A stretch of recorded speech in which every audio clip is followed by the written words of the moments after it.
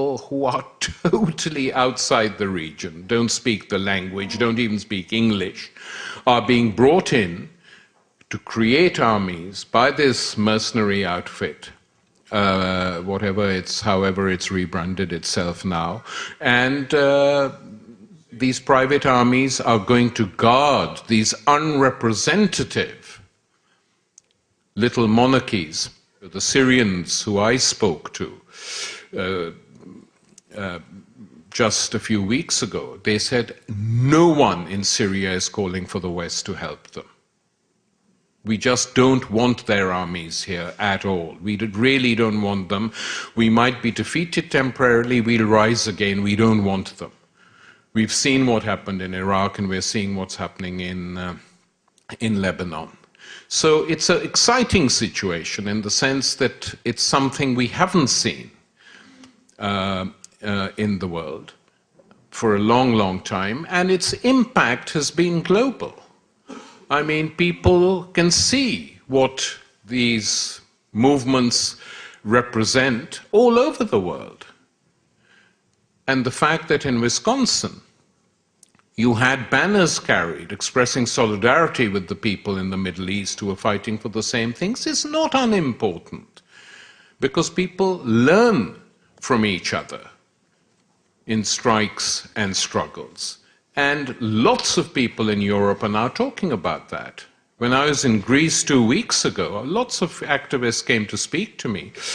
And basically the question they asked me, do you think we can do what the Arabs did? I said, I don't know. I wish I could say yes, it's up to you. How can I say you can? I mean, you know, if you have the strength, you can do it. But what are your demands?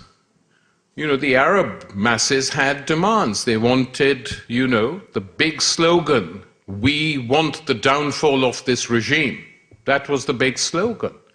And the Greeks said, well, we want the downfall of our regime. I said, yeah, but hang on a minute. I understand that, but it's an elected government.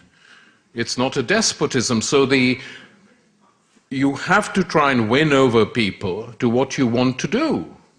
And they said, well, what do you think we should demand? I said, well, you should demand that you default. Don't pay the German banks. Say it's not our problem. We're not going to bear the costs of it. Secondly, once you do that, you'll be expelled from the European Union immediately. So preempt that by saying we're going to default on the banks and we are withdrawing unilaterally from the European Union. Then revive the drachma, and then have a social and economic plan which is not crazy or utopian, but which actually lays the basis for taking the country forward over the next 10 years. And many people in Ireland are now discussing this as they realize what the crisis is costing them. There too they talk about the Arab rebellions. So when even one part of the world shows that it can be done, the effect, however refracted it may be, is felt in different parts of the world. So, you know, I'm moderately optimistic, I have to say, that we are on the cusp of changes over the next 10 years on this globe. Because what is obvious is that the way the neoliberal economy is run is, it just cannot function like this for eternity. The late Karl Polanyi, a very, very brilliant Austrian economist who wrote The Great Transformation in the snows of Vermont many years ago in the 1940s, more or less predicted that this would happen if they went on like this. He was a social democrat, essentially, but a very, very intelligent guy. And he said the one thing capitalism has to realize, and if it doesn't, it's doomed, is that depending exclusively on money to make more money never works. You know, he wrote a whole chunk. And then the third point he made was that nature has to be protected against the ravages of the new satanic males. That was his phrase in the 1940s. And we have now reached a situation where the assault on the ecology on a global scale, whether it's China or Japan or the United States or parts of Europe, is just reaching amazing proportions. I mean, the Japanese have been covering up the effects of Fukushima. We haven't learned the truth yet. It will leak out because within the Japanese papers they're already beginning to talk about it. The impact of that on Germany was amazing. The German government said we're going to stop our we're going to stop our nuclear program, nuclear energy program. But it's a short-term measure, that. But no one is thinking now about how this is going to affect. I mean, traveling around the United States as I do, I mean, one runs into people campaigning on a local level in different regions to protect the environment against unbelievable odds. About waters being polluted, about forests being looted. All this is going on without any concern for tomorrow. And that, I think, is a huge problem. And the politicians on both sides, center left, center right, here, Europe, wherever, don't care. It's the corporations are given a clean sweep. They can more or less do what they want, and no one's being punished even for the crisis that has taken place. And because of this, I think something will give. Probably in Europe first, because that's where the crisis is now very deep. I mean, you can see it with your own eyes if you go to, countries like Greece and Ireland. In Ireland, they've recently reported that 100,000 people under the age of 20 have applied for visas to go and live in Australia and New Zealand. I mean, that is the time-honored solution of the poor Irish. Whenever there's an economic crisis, they leave the country in droves. And that is now being talked about again. And the last point which I make to you is that there is a rise now of extremism and the far right in every single European country, without exception. Weakest in Britain, I'm glad to say, but strong elsewhere. And that these far-right groups now, I mean, if you look at France, where Sarkozy is hated, his rival is now locked up in a New York prison. And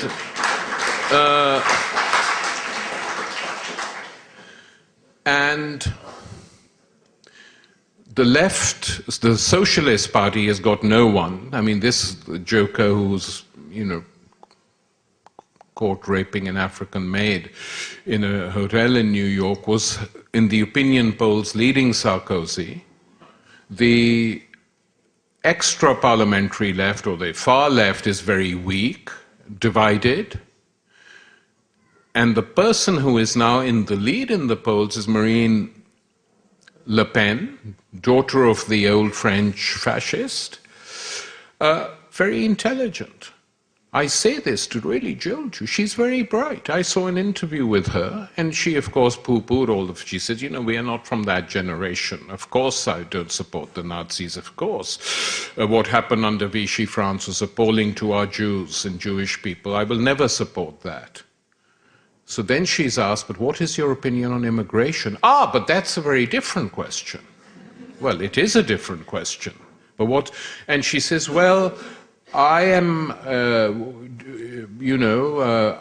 she's asked, what is your position on immigration? And she replies, well, I am not hostile to Muslims per se. But which is revealing, because most of the people, migration into Europe today actually is not Muslims or from the Islamic world. They are mainly from Eastern Europe.